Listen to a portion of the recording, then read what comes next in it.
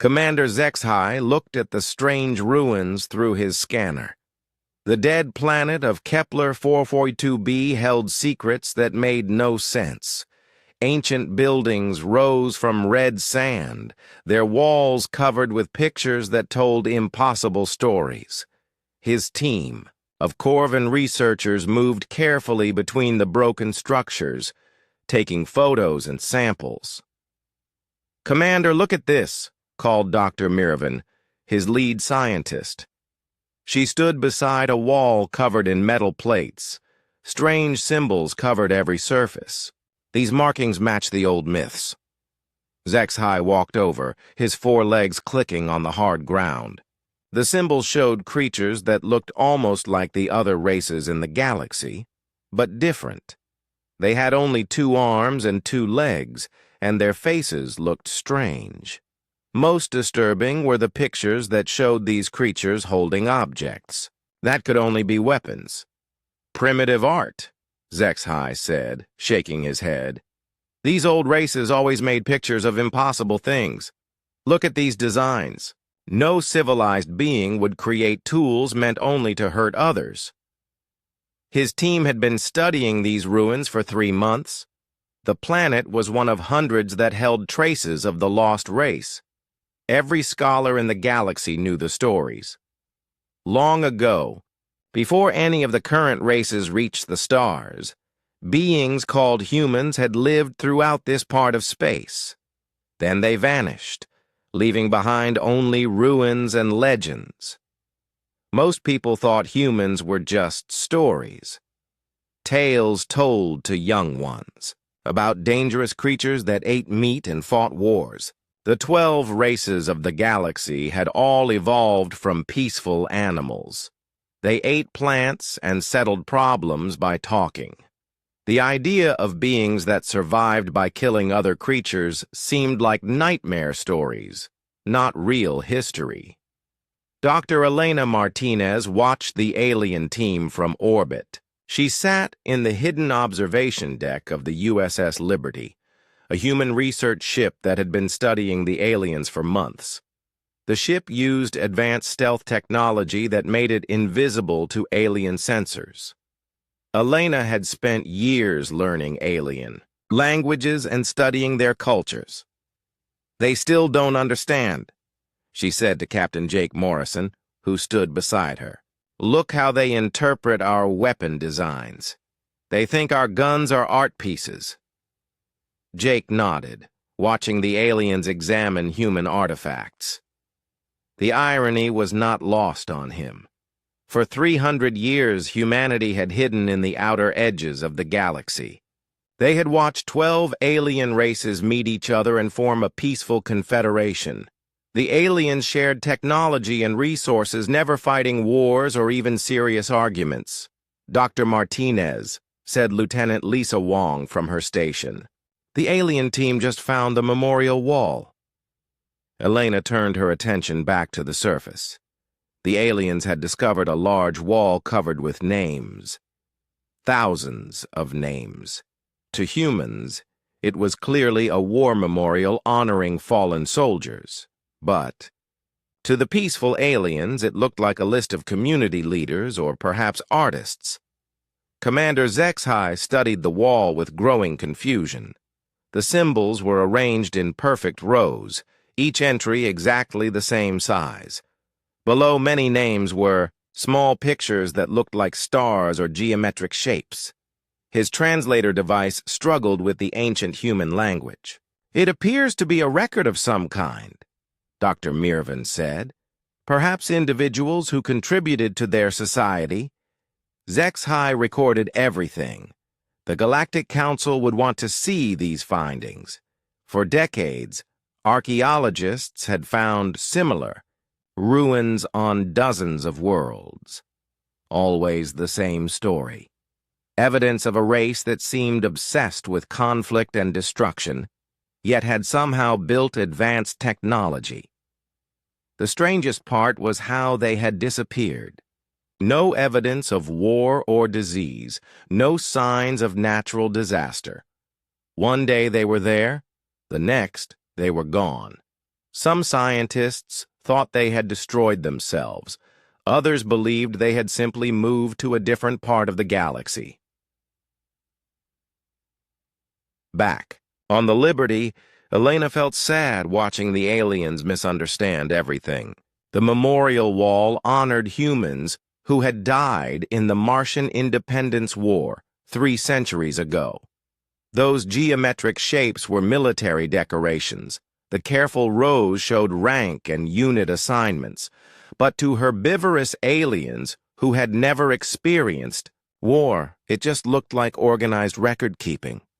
"Captain," said Dr. Alex Carter, the ship's xenobiologist, "I'm reading increased activity from the alien ships. It looks like they're preparing to leave." Jake checked his instruments. 3 alien research vessels hung in orbit above the planet. For months they had been cataloging human ruins, always reaching the wrong conclusions. They found human cities and called them primitive settlements. They found weapons and called them art. They found fortifications and called them community centers. "They're sending a message to their homeworlds," reported Lisa Wong. Standard archaeological report. "They're classifying this as another site of the extinct race they call the Old Builders." Elena laughed, but there was no humor in it. Old Builders. That was what the aliens called humans in their files. They thought humans had been primitive creatures who somehow stumbled onto advanced technology. The idea that humans might have developed that technology through centuries of competition and conflict was beyond their understanding. Commander Zexhai made his final report as his ships prepared to leave the system. The ruins on Kepler 442b matched dozens of others found throughout the region. The Old Builders had been a spacefaring race, but they had clearly been less advanced than any current galactic civilization. Their obsession with violent imagery showed a primitive mind that could not grasp true civilization. "Another dead end," he told his crew as they left orbit. "These Old Builders were probably wiped out by their own primitive nature. It's a lesson for all of us about the importance of peaceful evolution." As the alien ships jumped to faster-than-light travel, the Liberty remained hidden in the shadow of a moon. Elena and her team had recorded everything. The alien report would be filed with thousands of others, all reaching the same wrong conclusions. "How much longer do we wait?" Elena asked Captain Morrison. Jake looked out at the stars where the alien ships had disappeared. Humanity had been watching and learning for 3 centuries. They had developed technology far beyond what the aliens possessed. They had built ships and weapons that could challenge any threat. But they had also learned patience. "The Council will decide soon," Jake said. "But I think our time in hiding is almost over." Elena nodded, turning back to her instruments. Soon the galaxy would learn that humans were not myths or primitive old builders. They were very real, very advanced, and very much alive. The only question was whether the peaceful aliens would accept the truth about their legendary predators made real. Captain Jake Morrison stood in the command center of the USS Liberty, staring at the display screen that showed 3 alien ships approaching their position. For 300 years, humanity had remained hidden, watching the galaxy develop around them. Now that long isolation was about to end. "Captain, the Corvin ships are requesting communication," reported Lieutenant Lisa Wong from her station. "They detected our energy signature when we moved to intercept their archaeological team." Jake had made the decision quickly. When Commander Zexhai's team had started preparing to leave Kepler 442b with their wrong conclusions about human artifacts, he realized waiting was no longer an option. If humanity was going to reveal itself, it needed to be on their terms. "Open a channel," Jake ordered, "and prepare the diplomatic protocols we've been rehearsing for decades." The main screen flickered to life, showing Commander HFY's confused face. The Corvin looked like a tall, thin creature with 4 arms and skin that changed colors based on his emotions. Right now, his skin showed the blue-green pattern that meant surprise and caution. "Unknown vessel," HFY said, his voice translated by human computers. "You are using technology not registered with the Galactic Council. Please identify yourself and state your intentions." Jake stepped forward, knowing this moment would change everything. "Commander HFY, I am Captain Jake Morrison of the Terran vessel Liberty. We represent the human race, and we request formal contact with your government." The silence that followed lasted for nearly a minute. HFY's skin shifted through several color patterns, finally settling on the yellow stripes that indicated shock and disbelief. Behind him, other Corvin crew members were moving quickly between stations, clearly trying to verify what they had just heard. "Did you say human?" HFY finally asked. "As in the mythical old builders?" "We prefer to be called humans," Jake replied calmly. "And we are very much real." Within hours, news of the contact spread through the alien communication networks. The Galactic Council called an emergency session. Representatives from all 12 member species gathered in the Great Chamber on the neutral world of Harmony Station. None of them could quite believe what they were hearing. Ambassador Lisa Wong stood in the center of the great circular chamber, surrounded by alien delegates who stared at her with mixtures of fear, curiosity, and disbelief. She had spent 20 years preparing for this moment, studying every alien culture and language in the galaxy. "Honored delegates," Lisa began, using the formal greeting style preferred by the Council, "I come before you as a representative of humanity, seeking recognition and peaceful relations with your confederation." The chamber erupted in voices. 12 different alien languages created a chaos of sound as delegates tried to process what they were seeing.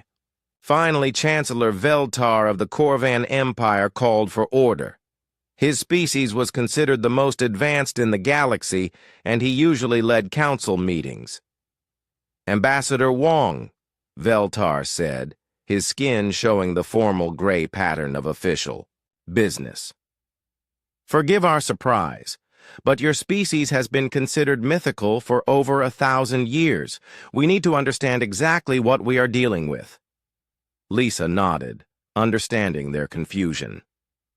"I know our existence comes as a shock.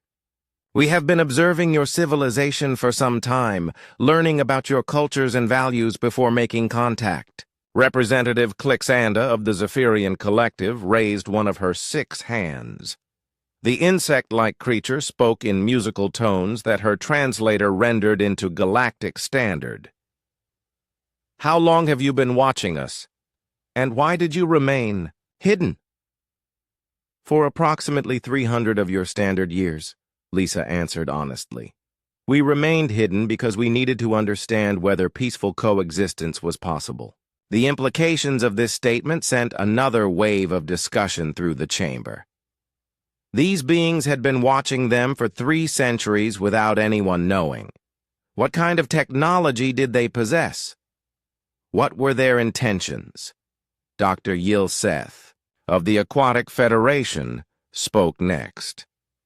His species lived in water-filled suits when visiting air-breathing worlds. In our ancient records, humans are described as aggressive predators who consumed other living beings. Surely these are just primitive misconceptions. Lisa had dreaded this question, but she had prepared for it. "Dr. Yilseth, humans did evolve as carnivorous hunters. We do consume other animals for sustenance, and our history includes periods of conflict between different human groups." The chamber fell completely silent. Every alien delegate stared at Lisa as if she had just admitted to being a monster. In their peaceful evolution, none of the galactic races had ever developed as predators. They were all herbivores or filter feeders, creatures that had achieved intelligence through cooperation rather than competition. Minister Toxron of the crystalline hegemony was the first to speak. His rock-like appearance made him seem calm, but his translated voice carried clear distress. "Are you saying that humans actually kill and eat other sentient beings?" "We eat animals, not sentient beings," Lisa clarified quickly. "Human morality forbids harming intelligent creatures. We only consume non-sentient animals that we raise specifically for food." This distinction was lost on most of the aliens. The concept of intentionally breeding animals for the purpose of killing and eating them was so foreign to their nature that their translators struggled to convey the meaning. Representative Fexnari of the Peaceful Wanderers stood up on his 4 legs, his feathered body trembling with what could only be fear. "You speak of killing as if it is normal. How can any civilized being take life deliberately?" Lisa realized she was losing them. Every explanation seemed to make things worse. "Honored delegates, humans have evolved beyond our primitive origins. We now value life and peace as much as any species here. Our carnivorous nature does not make us evil or dangerous to intelligent beings." But the damage was done. Whispered conversations in dozens of languages filled the chamber as alien delegates discussed what they had heard. To beings who had never known violence or conflict, humans sounded like creatures from their worst nightmares. Chancellor Veltar called for a brief recess. The delegates needed time to process this information and consult with their home governments. Lisa was escorted to a private chamber where she could rest and prepare for the continuation of the session. Captain Jake Morrison watched the proceedings through a secure communication link from the Liberty. The first contact was not going as well as they had hoped. Humanity had always known this would be the biggest challenge, convincing peaceful aliens that predators could also be civilized. "Ambassador," Jake said through the communicator. "How? Do you want to proceed?" Lisa looked tired but determined. "We stick to the plan, Captain. We tell them the truth and hope they can understand that evolution does not determine destiny." When the session resumed, the atmosphere in the chamber had changed. The aliens looked at Lisa with barely concealed fear. Several delegates had moved, their seats farther away from the center where she stood. Chancellor Veltar spoke with the formal authority of his office. "Ambassador Wong, the Council has discussed your revelations. We need time to fully understand the implications of your species' nature. In the meantime, we ask that human ships remain in your current territory while we determine how to proceed." Lisa nodded, understanding that this was the best outcome they could hope for from this first meeting. "The human government accepts this arrangement, Chancellor. We hope that future discussions will lead to mutual understanding and friendship." As the session ended and the delegates began to leave, Lisa could hear their worried conversations. Words like predator, dangerous, and threat appeared frequently in their translations. Humanity had revealed itself to the galaxy, but the road to acceptance would be much harder than anyone had imagined. Lieutenant Colonel Ryan Torres stood beside Ambassador Lisa Wong in the diplomatic shuttle as they approached the massive alien space station called Harmony 1. This would be the second formal meeting between humans and the Galactic Council, and Ryan had been brought along as a military advisor to help explain human security concerns. "Remember," Lisa said quietly as they docked, "they still don't understand what military means to us. Try to keep your explanations simple and non-threatening." Ryan nodded, adjusting his dress uniform. The blue fabric displayed his rank insignia, combat ribbons and service medals from 20 years in the Terran Defense Forces. To him, the uniform represented honor and service. To the aliens, it would probably look like decorative clothing. The docking bay was filled with alien representatives from 6 different species. Ryan noticed how they all stayed well back from the shuttle, as if afraid that humans might suddenly attack. Their body language showed fear and suspicion, despite their attempts at diplomatic courtesy. Chancellor Veltar greeted them with formal politeness, his skin showing the neutral gray pattern of official business. Ambassador Wong, welcome back to Harmony 1. We hope this meeting will help us better understand your people. Thank you, Chancellor, Lisa replied. This is Lieutenant Colonel Ryan Torres, one of our military advisors. He's here to answer any questions about human security practices. The aliens exchanged glances when they heard the word military. Their translators provided the literal meaning, but the concept was foreign to their experience. Dr. Mirvin of the Corvin Empire stepped forward, her scientific curiosity overcoming her caution. Mr. Torres, she said, studying his uniform with interest. Your clothing displays many colorful symbols. Are these artistic expressions of your cultural identity? Ryan looked down at his ribbons and medals, then back at the alien scientist. These are military decorations, Dr. Mirvin. They represent campaigns I've served in and honors I've received for my service. Campaigns? Asked Representative Clixanda of the Zephyrian Collective. You mean organized efforts to accomplish scientific goals? Military campaigns, Ryan explained carefully. Operations where armed forces work together to achieve strategic objectives. The translation of armed forces created visible confusion among the aliens. Minister Toxaran of the crystalline hegemony leaned forward with interest. Armed forces? Are these groups of humans who carry tools for construction work? Lisa realized they were heading into dangerous territory, but there was no way to avoid it. Ryan, perhaps you should explain what military service means for humans.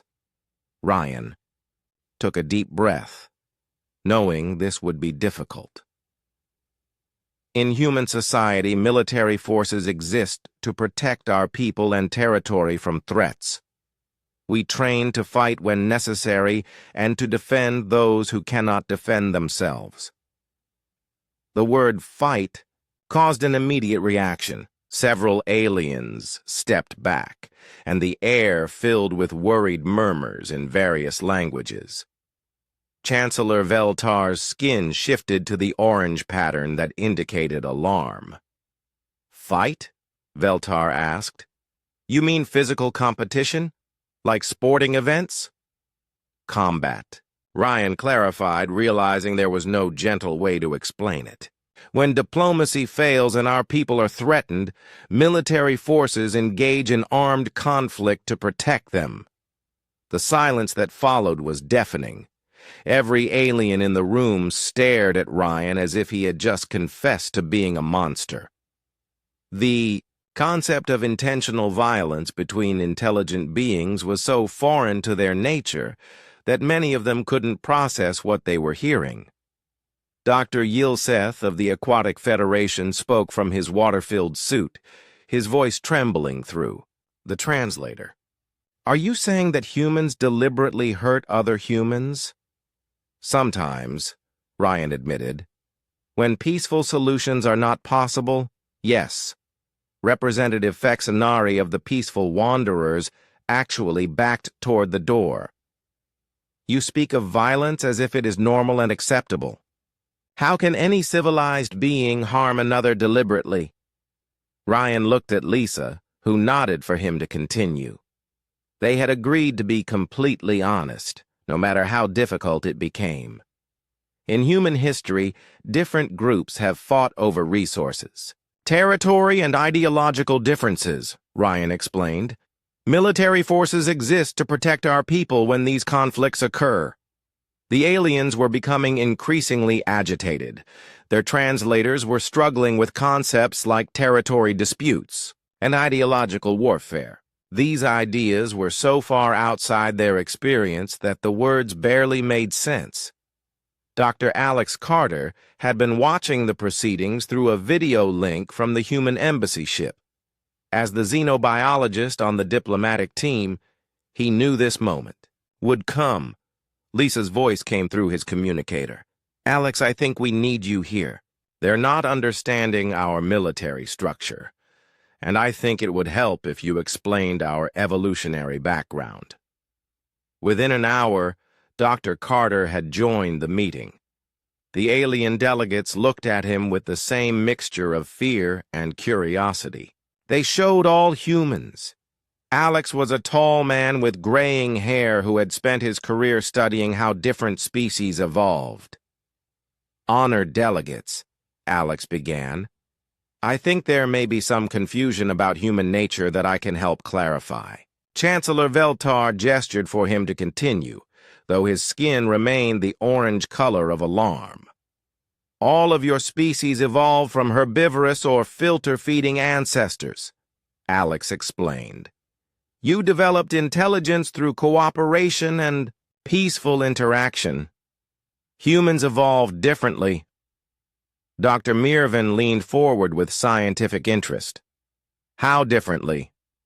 Humans descended from predatory mammals, Alex said simply. We developed intelligence as hunters, competing for resources and territory. The reaction was immediate and intense.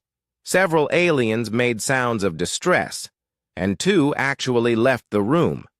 The idea of intelligent predators was their greatest nightmare made real. You mean humans are actually the dangerous creatures from our ancient stories? Asked Minister Toxren, his rocky form seeming to shrink back. We are predators by evolution, Alex confirmed. But evolution is not destiny. Modern humans have developed ethics, morality, and civilization that goes far beyond our primitive origins. Representative Klixanda raised one of her 6 hands, her insect-like body trembling. But you still have predatory instincts? You still think like hunters? To some degree, yes, Alex admitted. Human psychology includes competitive instincts, territorial behavior, and rapid responses to threats. But we also have empathy, cooperation, and a strong moral code that prevents us from harming innocents. The aliens struggled to understand how these contradictory traits could exist in the same species. In their experience, evolution created consistent behavioral patterns. Peaceful species remained peaceful. The idea of predators developing morality seemed impossible. Dr. Yilseth spoke again, his voice barely audible through his aquatic suit. On your homeworld, do you still hunt and kill other creatures? Yes, Alex answered honestly. Humans eat meat, which requires the death of other animals.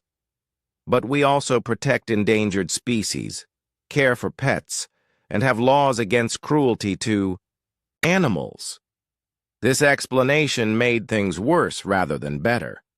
The aliens couldn't understand how humans could simultaneously kill and protect animals. Their moral framework had no category for such behavior. Chancellor Veltar called for another recess. The alien delegates needed time to discuss what they had learned and to contact their home governments for guidance.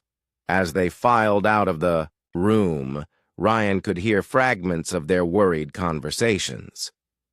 Intelligent predators, one voice said in translation. Just like the old stories. They admit to violence, said another. How can we trust such creatures? What if they decide we look like prey? Asked a third. Lisa, Ryan, and Alex sat alone in the diplomatic chamber, surrounded by empty alien seats. The second contact session had gone even worse than the first. "They're terrified of us," Ryan observed. "Every explanation we give just makes them more afraid." Alex nodded grimly. "They've spent millions of years evolving peaceful instincts. To them, we represent their deepest evolutionary fears." Lisa looked out the window at the alien ships surrounding the station. Each vessel was designed for peaceful purposes: exploration, trade, or scientific research. The idea of ships built for war would be as foreign to them as their absolute pacifism was to humans. "The question now," Lisa said quietly, "is whether fear will make them wise or foolish." Admiral Chris Hayes stood on the bridge of the USS Defiance, humanity's most advanced battleship, watching as alien fleets gathered at the edge of human space. For 3 centuries, the aliens had believed they were the only spacefaring civilizations in the galaxy. They were about to learn how wrong they had been. "Admiral," reported Commander Sarah Mitchell from her position at the tactical station, "long-range sensors show over 3,000 alien vessels in the approaching formations. They're moving in the standard peacekeeping formation we've observed in their training exercises." Chris nodded, studying the display that showed alien ship positions. The enemy fleets moved in loose, open formations designed for shows of force, rather than actual combat.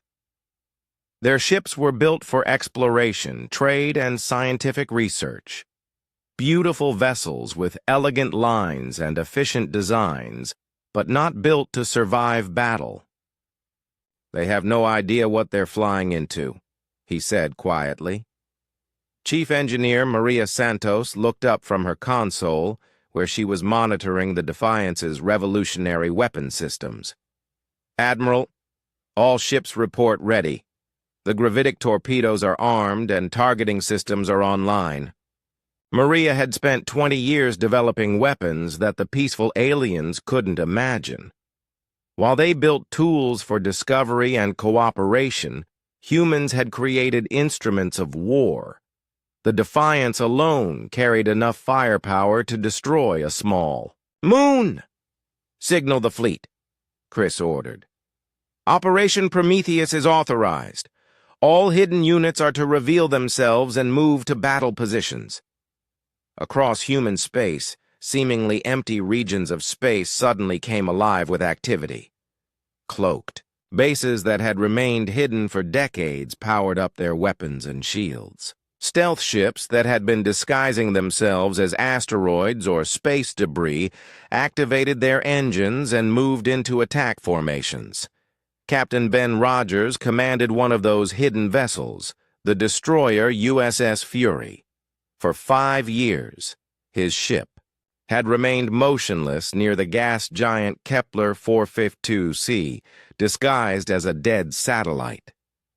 Now the Fury's advanced engines brought it to full power in seconds, revealing a warship designed for one purpose: destroying enemy fleets. "Captain," reported his weapons officer, Lieutenant Tom Bradley, "we have target lock on the Corvin heavy cruiser. Their shields are down and they don't appear to be aware of our presence." Ben studied the alien ship on his display. It was 3 times larger than the Fury, with beautiful crystalline hull plating that made it look like a work of art. But size meant nothing when the enemy wasn't expecting an attack. "Hold position," Ben ordered. "We wait for the Admiral's signal."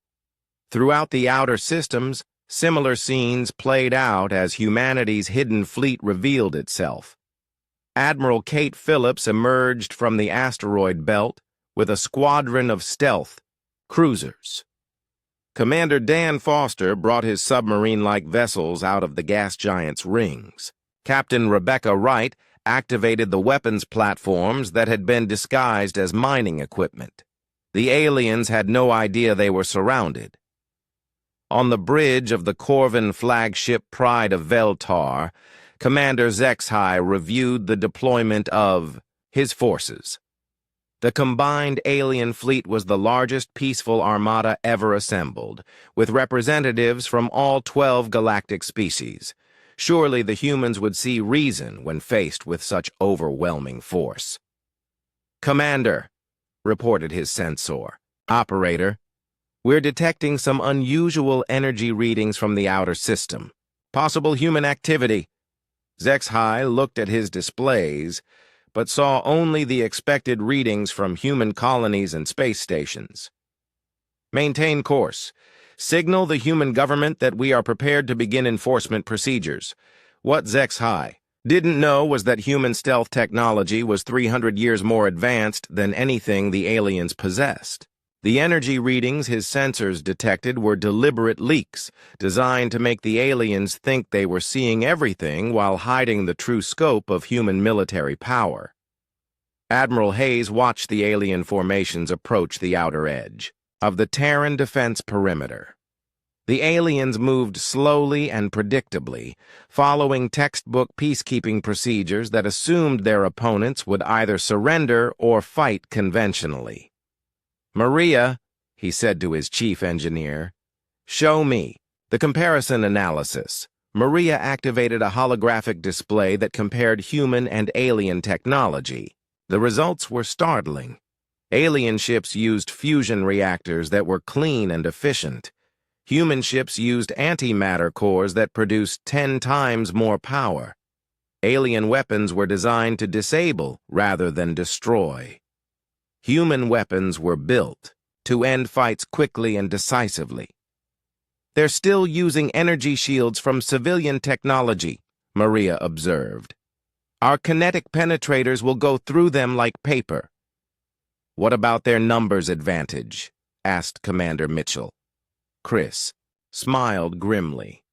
"Sarah, show her the battle simulations." The display changed to show computer models of the coming engagement. Even with a 4-to-1 numerical disadvantage, human forces won 97% of the simulated battles. The aliens' peaceful evolution had left them completely unprepared for actual warfare.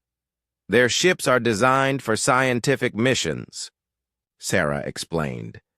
"Beautiful, efficient, but fragile. One good hit from our railguns will disable most of their vessels." Captain Kelly Brooks received the final tactical update aboard the USS Vengeance. Her battleship was humanity's answer to the alien heavy cruisers, a vessel designed to survive anything the enemy could throw at it and hit back 10 times harder. "All stations report ready for combat," announced her first officer. "The fleet is in position and awaiting your orders." Kelly looked at the tactical display showing the positions of both fleets. The aliens still didn't know what they were facing. Their sensors showed only the visible human ships, maybe 200 vessels. That seemed hopelessly outnumbered. "Open a channel to the alien flagship," Kelly ordered. On the bridge of the Pride of Veltar, Commander ZXHY received an unexpected communication request. "Sir, the humans are requesting to speak with you." "Put them through," ZXHY replied. "Perhaps they're ready to surrender." Kelly's image appeared on the alien's main screen.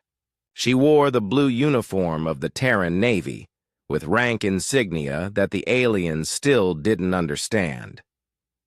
"Commander ZXHY, I am Captain Kelly Brooks of the Terran Defense Fleet. I'm calling to offer you one final chance to withdraw." ZXHY's skin showed the orange patterns of mild amusement. "Captain Brooks, surely you can see that resistance is futile. We outnumber your visible forces 15-1. Surrender now, and no one will be harmed." "Visible forces?" Kelly repeated. "Commander, you're only seeing what we want you to see." Before ZXHY could respond, space around his fleet suddenly filled with new contacts. Hundreds of human ships materialized from stealth mode, appearing from asteroid fields, gas giant rings, and empty space where sensors had detected nothing. "Impossible," whispered ZXHY's sensor operator. "Sir, We're showing over 800 human vessels. They were hidden all around us. The alien formation began to panic as ship after ship reported new human contacts appearing on their sensors. What had seemed like an overwhelming numerical advantage suddenly became a carefully planned ambush. Admiral Hayes watched the alien reaction with professional interest. Signal all ships, weapons free. Disable their command vessels first, then work through their formation systematically. Admiral, asked Maria Santos, should we target their life support systems? We could force surrenders without killing anyone. Chris considered the question. Human military doctrine emphasized decisive action, but these were not evil enemies, just frightened beings who had made a terrible mistake. Targeting guidance to all ships, he announced.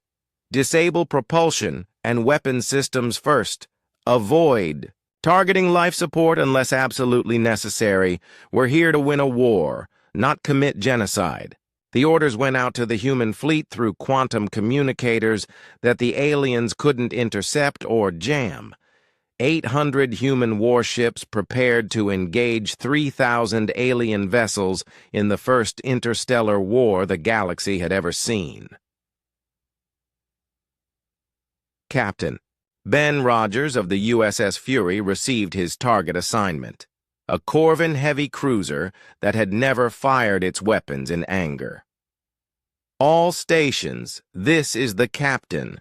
We are about to engage in combat against beings who have never experienced war.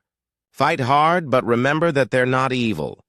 They're just afraid. Lieutenant Tom Bradley armed the ship's gravitic torpedoes, weapons that used controlled gravity fields to tear enemy vessels apart. Target locked, Captain. Ready to fire on your command. Ben looked at his display one last time, seeing the alien ship that was about to become humanity's first victim in this unnecessary war. Fire.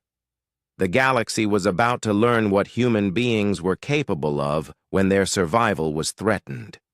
Supreme Chancellor Veltar stood before the emergency assembly of the Galactic Council, his skin displaying the deep red patterns of grave concern.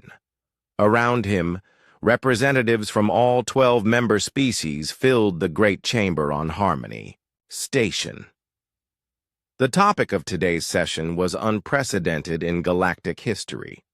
What to do about humanity? Fellow delegates, Veltar began, his voice carrying the weight of authority earned over decades of leadership. We face a crisis unlike any in our recorded history. A species of intelligent predators has revealed itself in our galaxy, and we must decide how to respond. The chamber buzzed with nervous energy. For weeks, every government in the galaxy had been debating the human question. Fear dominated most discussions. The very existence of intelligent carnivores challenged everything the peaceful races believed about evolution and civilization. Dr. Mirvan stood to present the scientific committee's findings.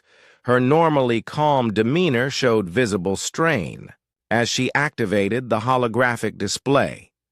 Images of human artifacts appeared above the chamber. Weapons, fortifications, and military equipment that the aliens had previously dismissed as primitive art. Our reanalysis of human archaeological sites reveals disturbing patterns, she reported. What we interpreted as ceremonial objects are actually sophisticated weapons designed for killing. What we thought were community centers are military. Fortifications. Every human settlement shows evidence of preparation for armed conflict. Representative Clixanda of the Zephyrian Collective raised her hand. Dr. Mirvan, these findings suggest that human civilization is built around violence. How can such beings claim to be peaceful? They cannot, answered Minister Toxran of the Crystalline Hegemony. Their own representatives admitted that humans still engage in armed conflict. They spoke of military forces and combat operations as if such things were normal. The debate continued for hours. Each species shared their fears and concerns about humanity. The Aquatic Federation worried about human expansion into their water worlds. The peaceful wanderers feared that human aggression might spread to other species. The Corvan Empire saw humans as a direct threat to galactic stability. Meanwhile, aboard the USS Liberty, General Marcus Stone received reports from human intelligence networks throughout the galaxy. The tall, gray-haired commander had spent 30 years preparing for the possibility that first contact might go badly. Now those preparations seemed prophetic. "General," reported Captain Kelly Brooks from her station, "our monitoring posts are detecting massive alien fleet movements. Every major power is mobilizing their ships." Marcus studied the tactical displays showing alien vessel positions. Hundreds of ships were converging toward human space from every direction. The aliens were slow to act, but when they moved with overwhelming numbers. "Any indication of their intentions?" Marcus asked. "Their communications are heavily encrypted, but we're picking up fragments," replied Lieutenant Dan Foster from the intelligence station. "Words like containment, pacification, and threat elimination appear frequently." Marcus nodded grimly. He had hoped that humanity's peaceful overtures would succeed, but he had always known that their predatory nature might make diplomacy impossible. The Terran Defense Forces had spent 3 centuries preparing for exactly this scenario. Back on Harmony Station, the debate was reaching its conclusion. Chancellor Veltar called for order as the various species finished presenting their positions. The chamber fell silent as he prepared to announce the Council's decision. After extensive deliberation, Veltar began, "The Galactic Council has reached a unanimous conclusion. Humanity represents an existential threat to galactic peace and civilization. We cannot allow intelligent predators to roam freely among peaceful species." Ambassador Lisa Wong, who had been observing the proceedings through a communication link, felt her heart sink. Despite all their efforts at peaceful contact, fear had won over reason. "Therefore," Veltar continued, "the Council issues the following ultimatum to the human government. First, all humans must submit to pacification therapy to suppress their aggressive instincts. Second, the human population will be relocated to designated worlds under Council supervision. Third, all human weapons and military equipment will be surrendered to Council forces." The chamber erupted in approval. Representatives from all 12 species voted to support the ultimatum. To them, it seemed like the only reasonable solution to an impossible problem. "If humanity refuses these terms," Veltar concluded, "the combined fleets of the Galactic Council will enforce compliance through whatever means necessary."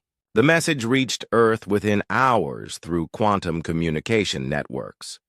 President Maria Santos sat in the emergency session of the Terran Council, surrounded by military leaders and government officials. The ultimatum document glowed on the main screen, its terms clear and uncompromising. "Pacification therapy," read Secretary of Defense Chris Hayes. "They want to perform medical procedures on our brains to make us passive. They're talking about lobotomies." General Stone stood before the assembly, his uniform bearing the insignia of humanity's highest military rank. "Mr. President, the alien fleets are already moving into position around our outer colonies. They're not waiting for our response." "President." Santos looked around the room at the faces of humanity's leaders. Fear was there, but also determination. Humans had survived ice ages, plagues, and world wars.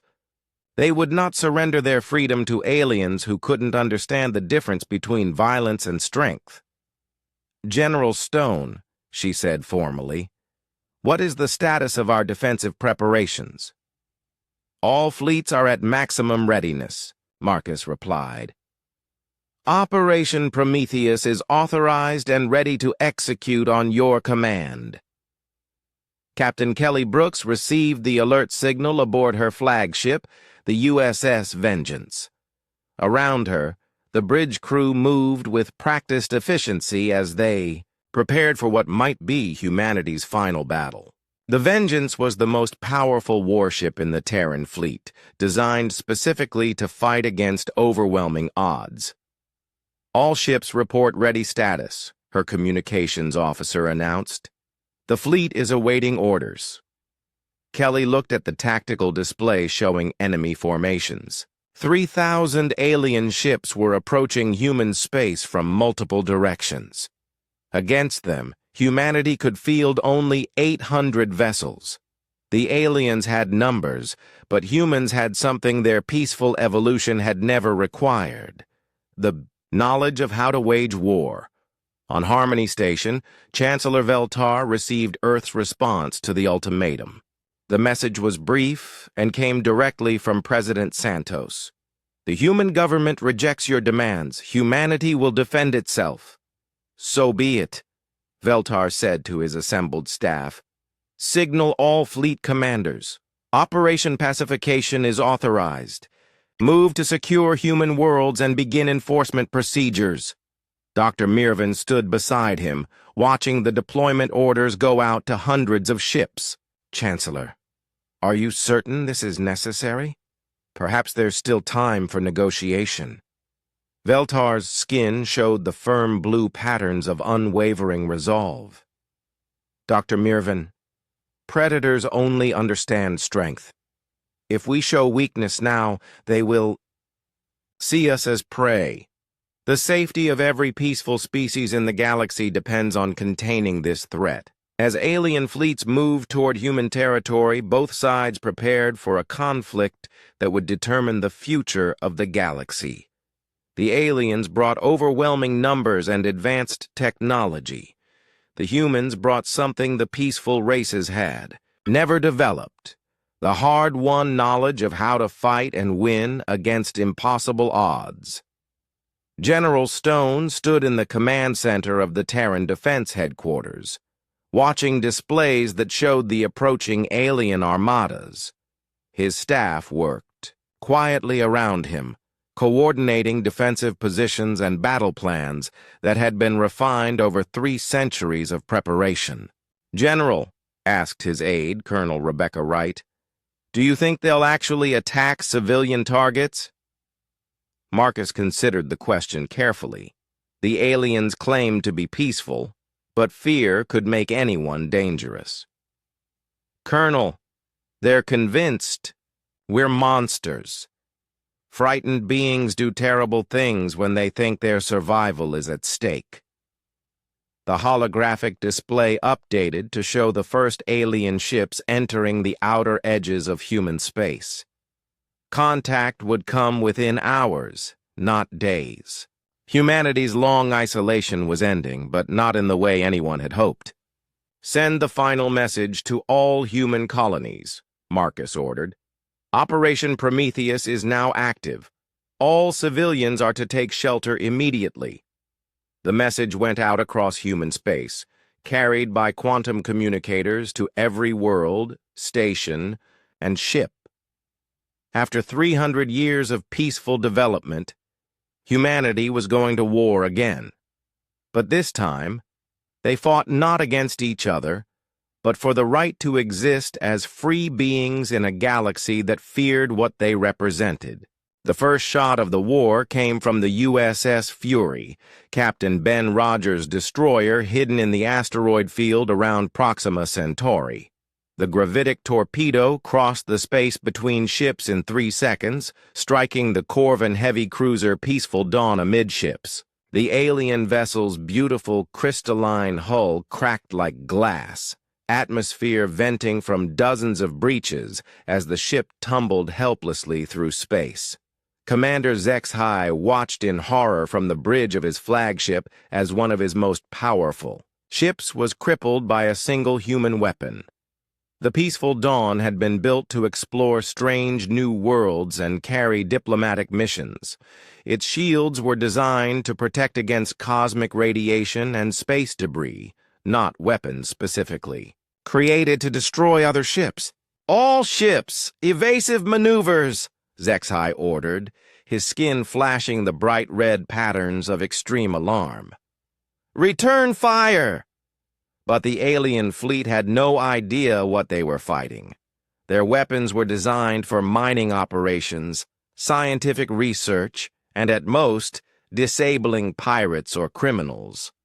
Energy beams that could cut through asteroids struck human ships and barely scratched their armored hulls. Admiral Kate Phillips commanded the human Second Fleet from her flagship USS Retribution.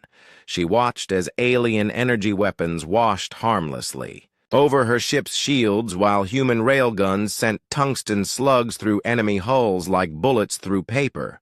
"All ships execute Pattern Delta," she ordered. "Focus fire on their command vessels." The human attack was terrifyingly efficient. 3 centuries of military development had created weapons and tactics the peaceful aliens couldn't imagine. Human ships moved in coordinated formations, concentrating their firepower on specific targets while using their superior speed and maneuverability to avoid return fire. Captain Rebecca Wright led a squadron of human corvettes in a slashing attack against the Zephyrian formation. The insect-like alien ships were built like their bodies, segmented and efficient, but brittle when subjected to kinetic impacts. "Target their communications arrays," Rebecca ordered. "Cut them off from each other." Human precision weapons destroyed alien sensor dishes and communication equipment with surgical accuracy. Within minutes, the Zephyrian ships were flying blind and deaf, unable to coordinate their response or even call for help. On the bridge of the Corvin flagship, panic was setting in. HFY's communications officer reported massive casualties across the fleet. "Sir, we've lost contact with 47 ships. The humans are systematically destroying our ability to fight back." "How is this possible?" HFY demanded. "Our intelligence report said they only had 200 ships." His tactical officer's voice shook as he read the sensor reports. "Commander, we're now tracking over 800 human vessels. They were hiding throughout the system using stealth technology we didn't know existed. The battle was turning into a massacre.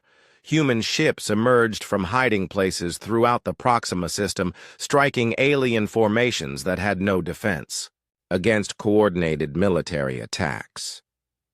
The aliens had brought exploration vessels to fight warships, scientific equipment to battle weapons of war. Chief Engineer Maria Santos watched the battle from the USS Defiance's engineering section.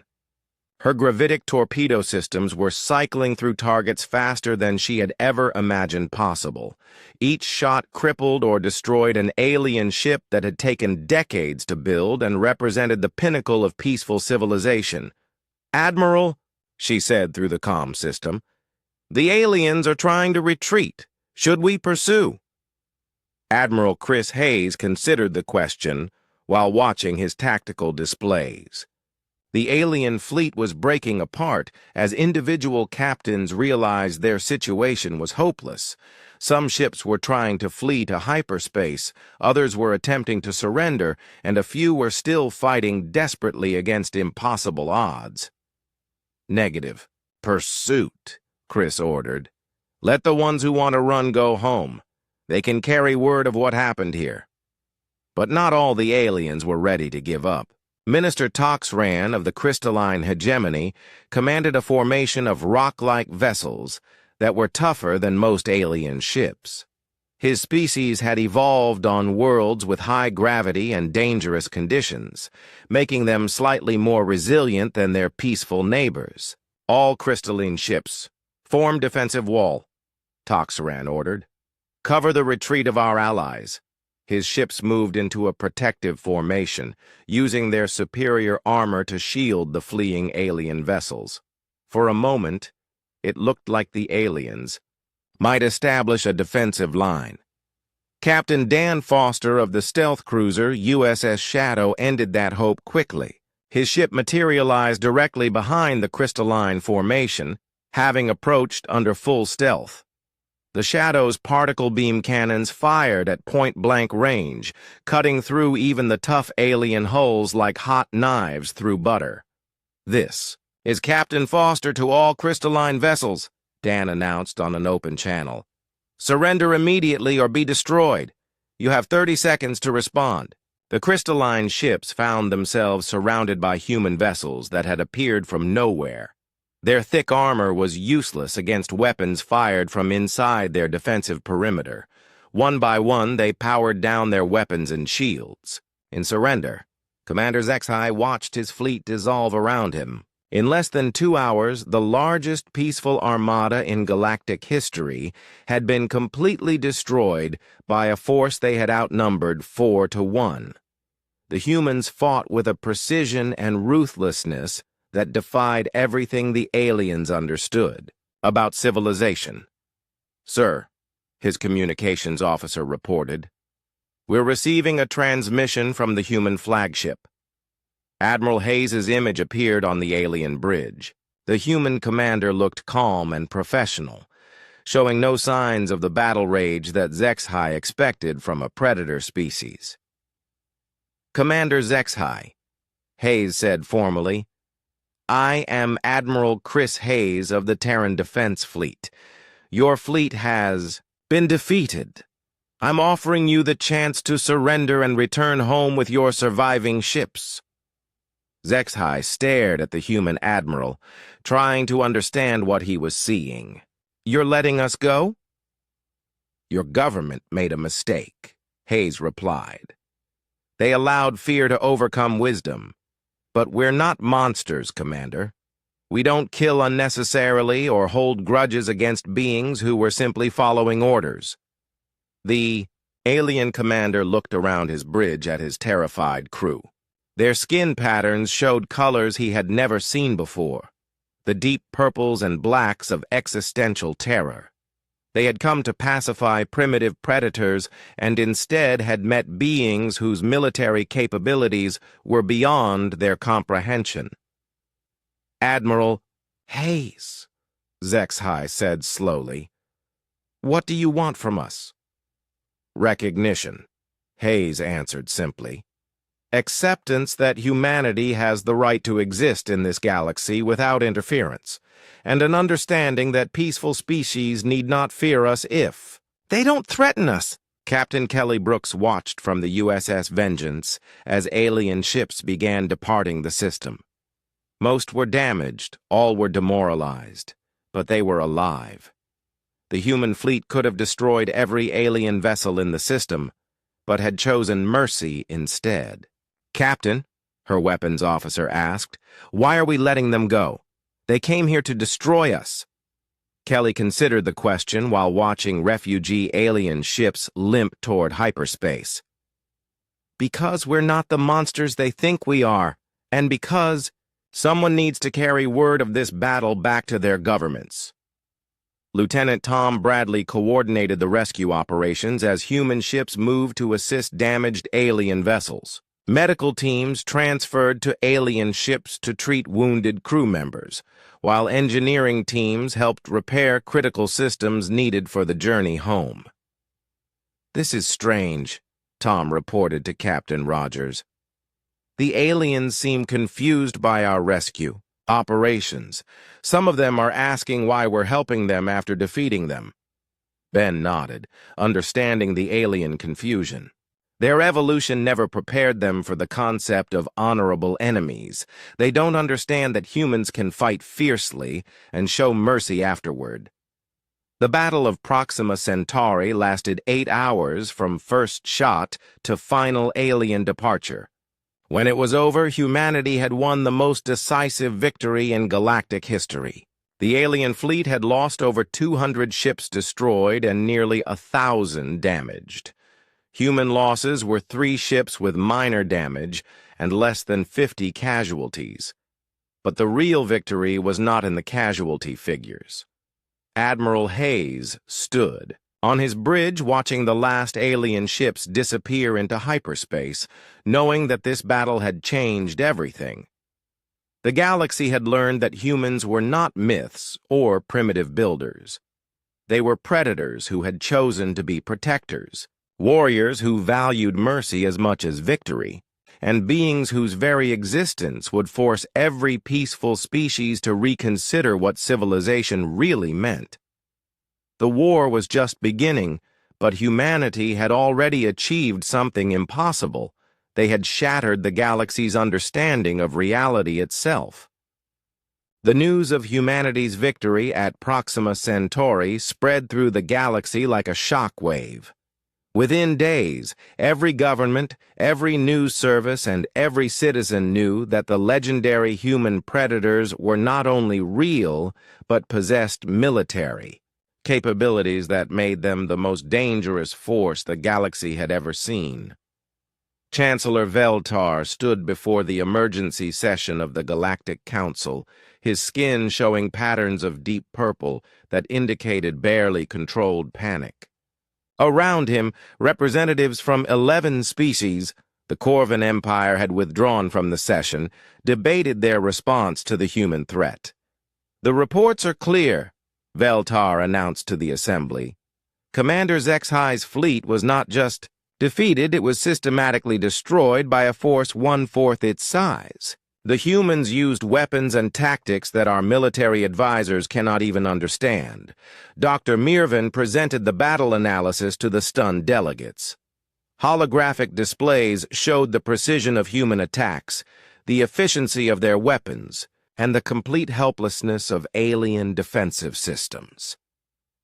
"They targeted our command ships first," she explained, her voice shaking. "Then they isolated our formations and destroyed them piece by piece. Our energy shields were useless against their kinetic weapons, and our own weapons barely scratched their armor." Representative Clixanda of the Zephyrian Collective raised one of her trembling hands. "How is such dominance possible? We have advanced technology and superior numbers." "Because we never needed to build weapons of war," answered Minister Toxaran of the crystalline hegemony. His usually calm demeanor was shattered after watching his best ships torn apart by human particle beams. "Every system on our vessels is designed for peaceful purposes. Their ships exist only to kill." The debate raged for hours as alien leaders struggled to comprehend their situation. 12 species that had achieved prosperity through cooperation now faced a 13th that had achieved power through conflict. The very foundation of galactic civilization was being challenged. Meanwhile, in human space, General Marcus Stone coordinated the largest military operation in human history. The alien attack on Proxima had convinced Earth's government that half measures would not work. If the galaxy wanted war, humanity would give them war on a scale they couldn't imagine. "Operation Sword of Terra is authorized," Marcus announced to his assembled fleet commanders. "We're not waiting for them to attack our colonies again. We take the fight to them." Captain Sarah Mitchell received her assignment aboard the fast attack cruiser USS Raptor. Her mission was to strike deep into Corvan space and destroy their primary military shipyard at Beta Hydri. The base produced most of the Empire's warships and served as their main naval headquarters. "Captain," her navigator reported, "we'll be operating 200 light-years behind enemy lines with no support. If something goes wrong, we're on our own." Sarah smiled grimly as she studied the tactical plans. "Lieutenant, that's exactly how humans prefer to fight. We're predators, remember? We hunt alone. The USS Raptor departed human space using experimental quantum tunnel drives that could cross vast distances without using the hyperspace lanes that aliens monitored. Within days, Sarah's ship emerged in the Beta Hydri system, completely undetected by Corvin sensors. The alien shipyard was massive, a space station the size of a small moon where hundreds of Corvin vessels were under construction. Defensive. Platforms surrounded the facility, but they were designed to protect against pirates or accidents, not military assault. "Target analysis complete," reported Sarah's weapons officer. "The station's main reactor is located in the central hub. One quantum torpedo should be sufficient to destroy the entire facility." Sarah hesitated for a moment, thinking about the thousands of alien workers inside the station. Then she remembered the ultimatum to lobotomize every human in the galaxy, and her resolve hardened. "Fire!" she ordered. The quantum torpedo struck the shipyard's reactor core with devastating effect. The explosion could be seen from the outer planets as the massive station disintegrated, taking with it 50 years of Corvin naval construction and their entire reserve fleet. Similar attacks occurred throughout alien space as human task forces struck military targets with surgical precision. Admiral Tom Bradley led a squadron of stealth ships that destroyed the Zephyrian communications hub at Wolf 359. Commander Rebecca Wright's submarines attacked Aquatic Federation underwater cities, forcing them to surface and abandon their protected environments.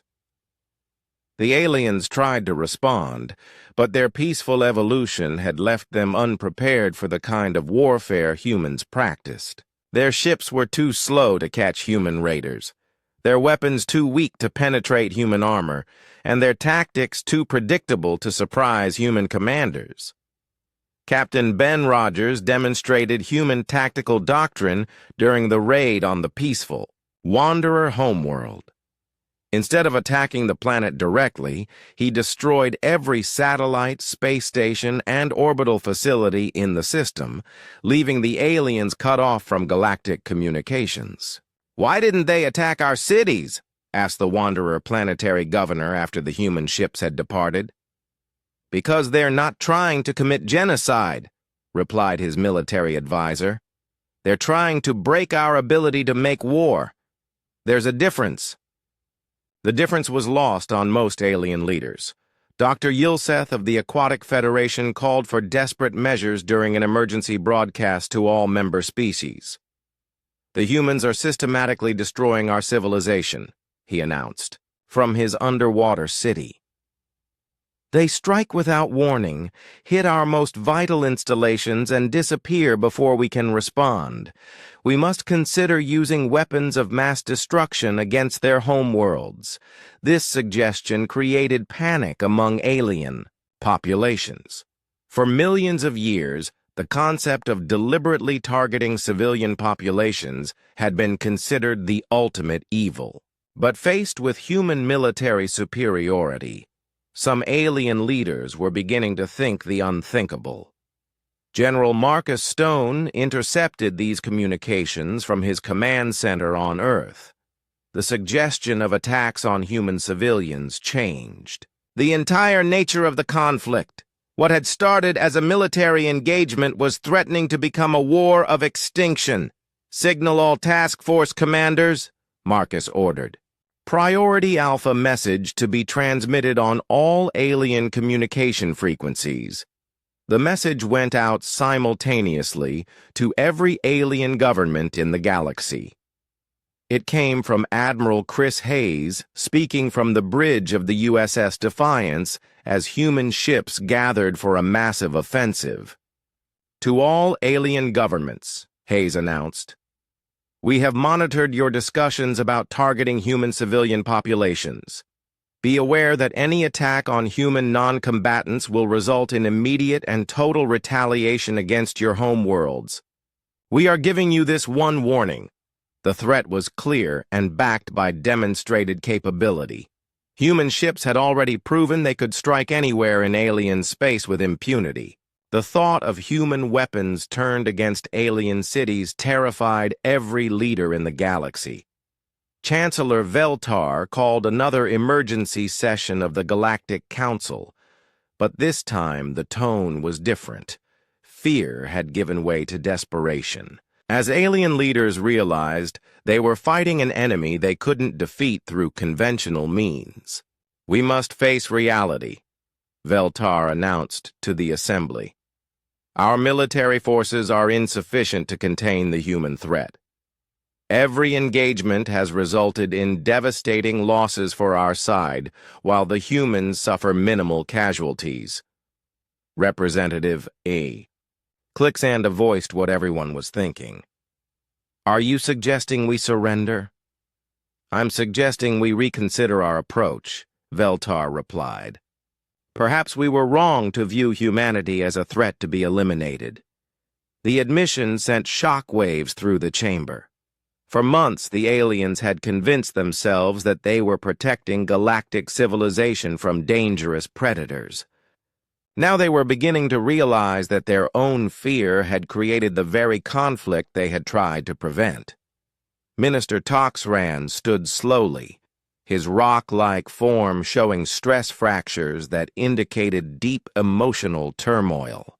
"Chancellor, if we cannot defeat them and we cannot reason with them, what options remain?" Veltar looked around the chamber at the faces of species that had never known defeat or desperation. "We learn to coexist with them, or we face extinction. Those appear to be our only choices."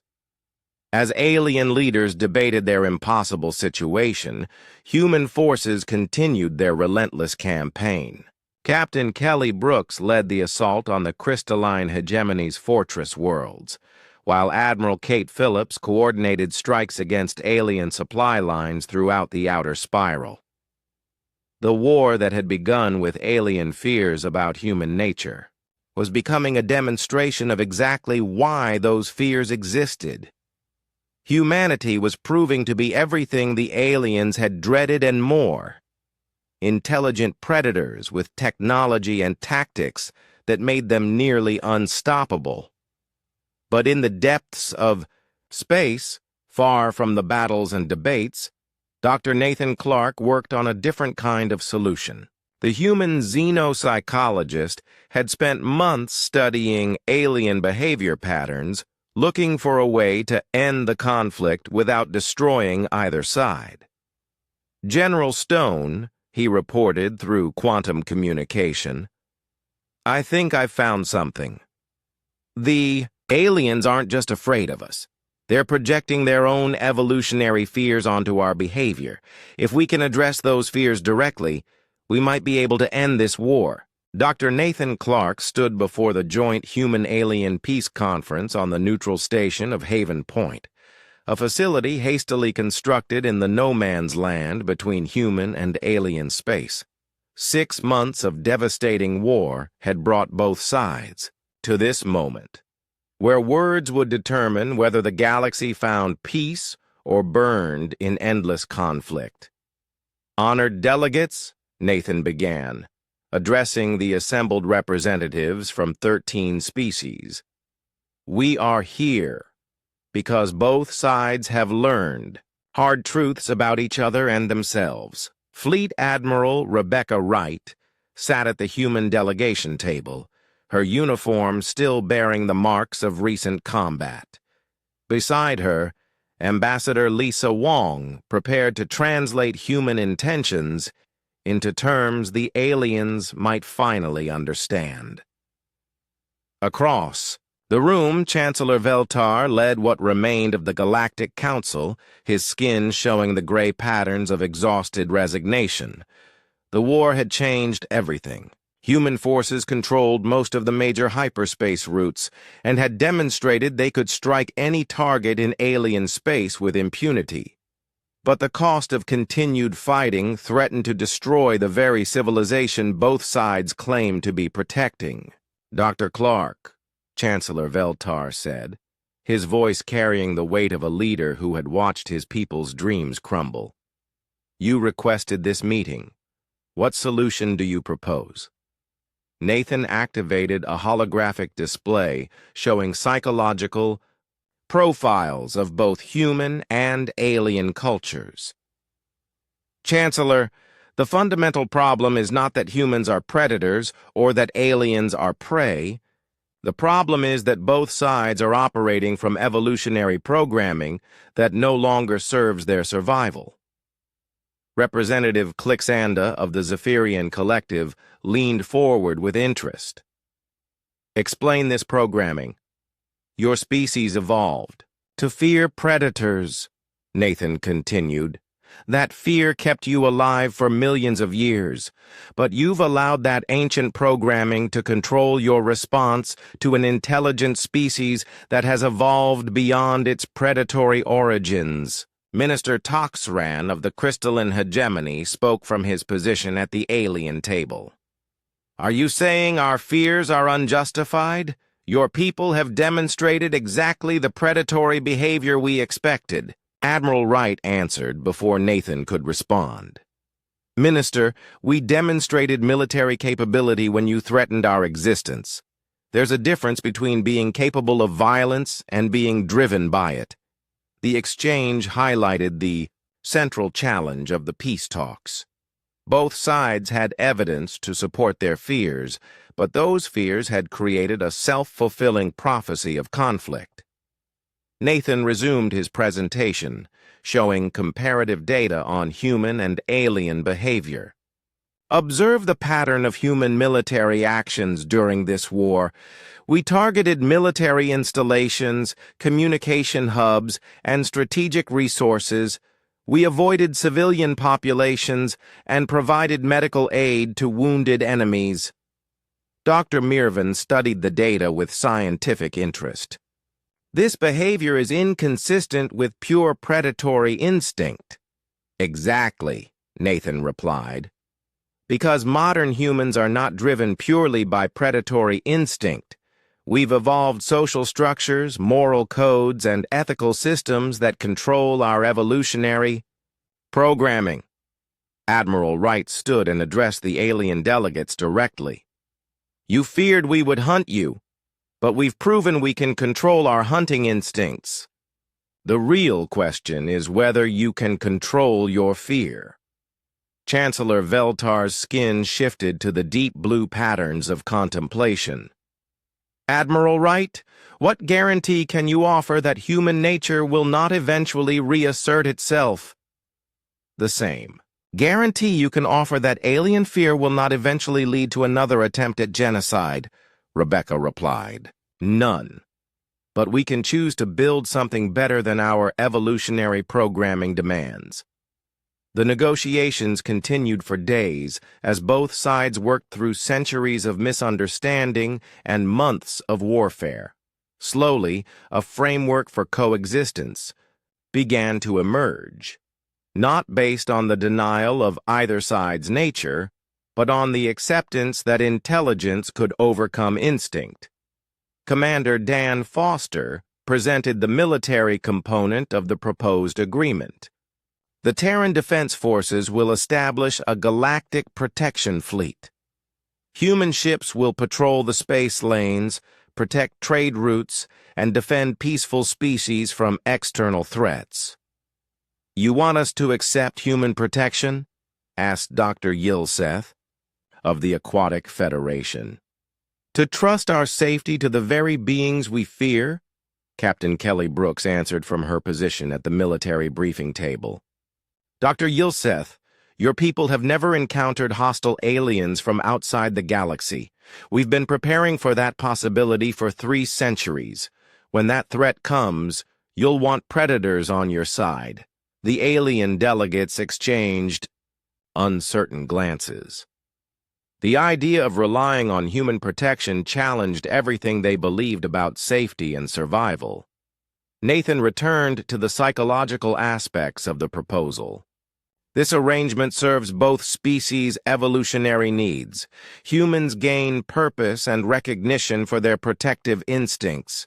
Aliens gain security from threats they're not equipped to handle. Both sides benefit. Representative Fexnari of the Peaceful Wanderers raised an objection. What prevents humans from eventually turning their weapons against those they're supposed to protect? Admiral Wright smiled grimly. Representative, we've just demonstrated that we already possess that capability. If we wanted to conquer the galaxy, we could have done it 6 months ago. Instead, we're here negotiating peace. The breakthrough came when Chancellor Veltar made an unexpected proposal. What if we formalize this relationship? Human military protection in exchange for alien scientific and cultural cooperation? A symbiotic relationship, added Dr. Mirvan with growing excitement. Humans provide security, aliens provide knowledge and resources.